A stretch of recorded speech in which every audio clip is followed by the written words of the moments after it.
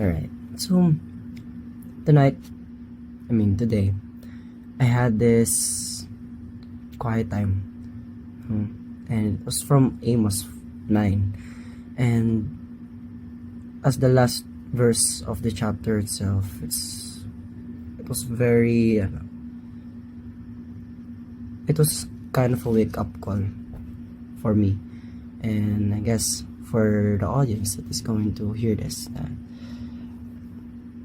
God will sometimes use the situations that you have in your life, even the bad ones, even when you're struggling.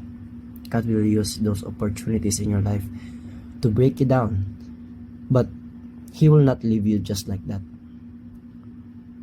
He is breaking you down to build something up.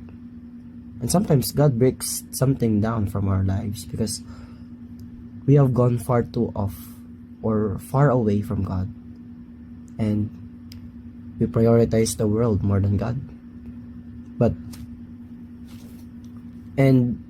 There's always consequences to those kinds of actions, and sometimes we feel like God is not there. We feel like we are alone. We feel hopeless. But God uses those situations where you feel hopeless, where you feel broken inside, where you feel sad and depressed, to build you up, to show you, to make you feel that you will really need God in your life. And as you read Amos 9, as I was reading Amos 9, it's not about God being angry at sin. It's not just about that. It's about God being angry and breaking us down for the better good of our lives.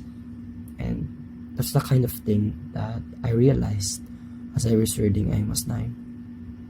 And I hope this reached you. I hope this encouraged you just as how God encouraged me today through Amos 9. That's all.